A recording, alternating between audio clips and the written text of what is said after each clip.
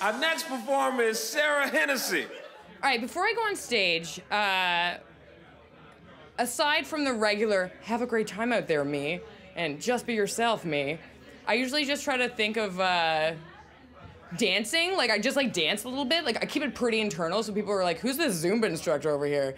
I like her because she's funny, and she's also good straight up on the rocks or mixed with Coke, the soda kind.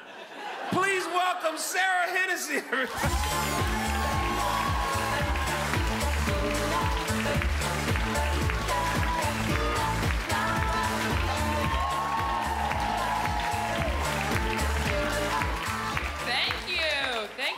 Thank you. Oh, this place is nice. It has a balcony. I really wish I brought my t-shirt gun. I think it'd be so much better if I was just like, "What's up, everybody? Pop, pop, pop, pop, pop, pop, pop."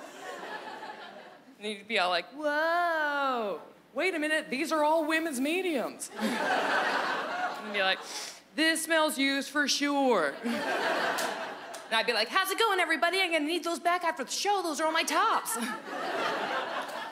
Just took them out of the laundry basket and put them straight in the gun.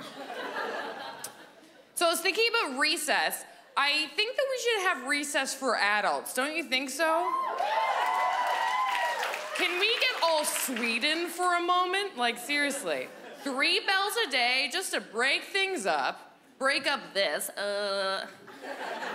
All of us are just constantly typing like lizards. That's for sure all of our faces.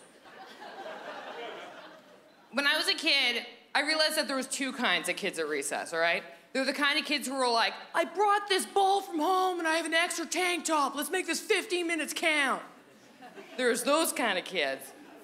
And then there are the kind of kids who are like, "What can I put in my mouth to make it a different color?" And the answer was candy, and the kid was me. Hello. Sour balls were like a huge deal when I was growing up. Do you guys remember sour gum balls? Whoa, so sour. They were crazy. They were crazy because it was the first time as a human being you had that much sour in your face, and it was like a lot to deal with. Someone would be like, "I brought sour balls." You'd be like, "No, you didn't." And they'd be like, "I did. Let's do them. First recess behind the portables." And you're like, "I'm in." A lot of whisper yells as a child. And then you go outside and everybody's holding one. You're like, "Oh my God, are we doing this?" And they're like, "We're doing this." You're like, "Okay, let's do it." 1, 2, 3.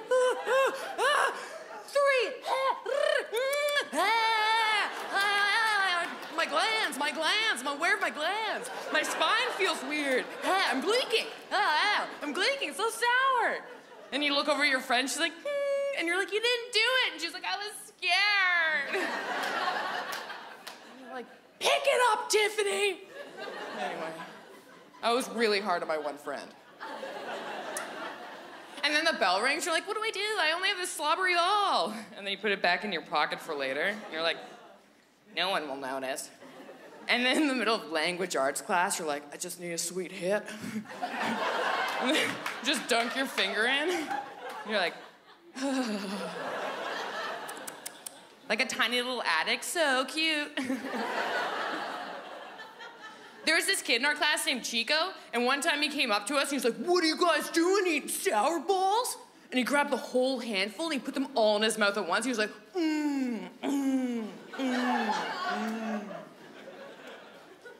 He's in jail now. Isn't that intense? He probably did that with a murder weapon. He was like, "Ugh. Help me."